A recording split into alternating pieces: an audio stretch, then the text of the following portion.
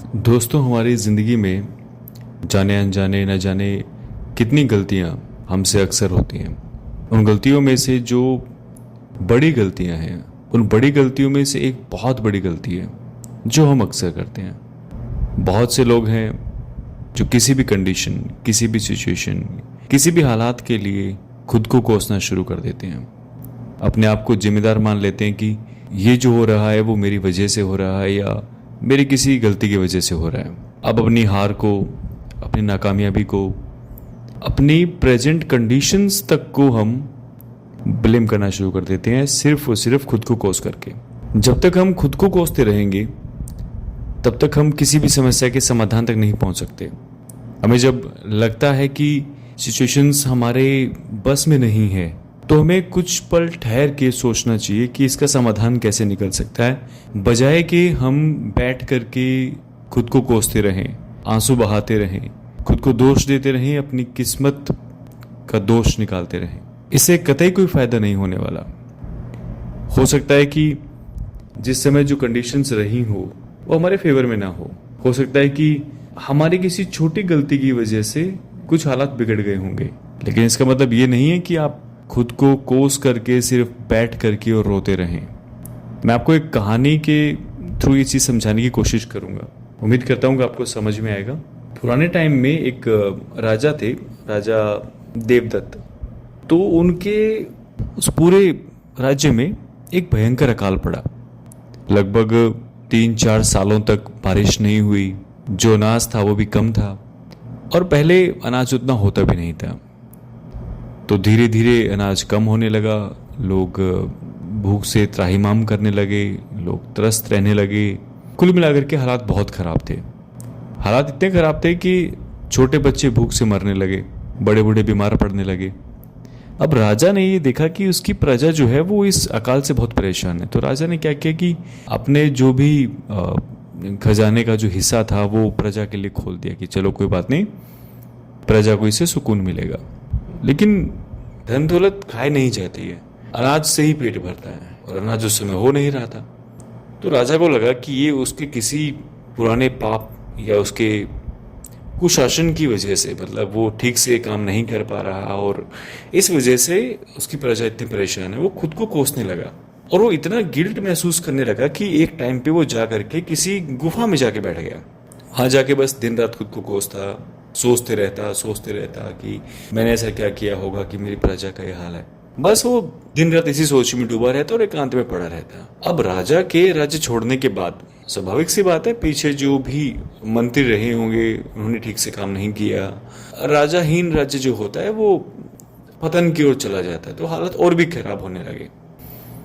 Luckily क्या है कि उस टाइम पे एक बड़े ही फेमस एक महर्षि थे जो वहां से गुजर रहे थे। तो उन्होंने सोचा कि राजा का हालचाल जाने, और राजा का हालचाल जानने के लिए गुफा में गए। वहां जाके देखा तो राजा तो धूल में लिपटा पड़ा है, बुरा हाल है, एकदम एकदम बिल्कुल जैसे एकदम गिल्ट में। तो महात्मा ने क्या किया, अपने थैले से एक सूखी टहनी निकाली और राजा के सामने मिट्टी में गाड़ दी और बोला कि राजन, तुम ये जो पश्चाताप के आंसू बहा रहे हो ना, एक काम करो, तुम्हारे आंसू बहुत कीमती, बहुत पवित्र हैं, तो एक काम करो, तुम अपने आंसू को इस टहनी पे बहाओ और तुम्हारे पश्चाताप से ये टहनी हरी हो जाएगी, और जैसी टहनी हरी होगी तो तुम्हारी समस्या का समाधान तुमको मिल जाएगा। अब राजा को लगा कि यार आंसुओं से टहनी कब हरी होने लग गई, फिर भी चलो कोई नहीं, इतने बड़े महात्मा ने बोला है तो मान ही लेते हैं। अब राजा उस टहनी के पास बैठा और बस उसको तो यही काम था, खुद को कोसना रोना। ये करते करते वो टहनी के पास बैठ करके और आंसू टपकाता रहता। लेकिन अब टहनी कहाँ हरी होने वाली थी। बस ये करते करते 3-4 दिन बीते तो महर्षि फिर से आए। बोले राजन, बोले हाँ, टहनी कितनी हरी हुई? बोला ऐसे टहनी हरी नहीं होती है, मतलब ये तो प्रकृति के खिलाफ हो गया ना, सूखी हुई टहनी बिना जड़ के कैसे हरी हो सकती है। तो महर्षि ने बोला कि यार बात यही है, यही मैं तुझे कहना चाह रहा था कि तू जो यहाँ बैठ के आंसू बहा रहा है, उस तेरे आंसुओं से वो खेत हरे नहीं होने वाले हैं। खुद को दोष देना बंद कर, अपने सिस्टम को सुधार थोड़ा सा। राजा को लगा कि हाँ बात तो सही है। वहां से निकला, गया वापस, जा करके उसने पूरा प्लानिंग से काम किया कि कुएं फिर से खुदवाए और नहरों को नदियों से जोड़ करके बहुत दूर से पानी की व्यवस्था की और तालाब बनवाए, खेती के लिए एक सिस्टम मेंटेन किया, तब जाके उसके हालात सुधरे। तो इस कहानी से सीख ये है कि आपसे जो गलती हो गई है उसके लिए आप बैठ करके सिर्फ खुद को कोसते रहें, रोते रहें, इससे सोल्यूशन नहीं होने वाला। सोल्यूशन होने वाला है उसके समाधान को ढूंढने से।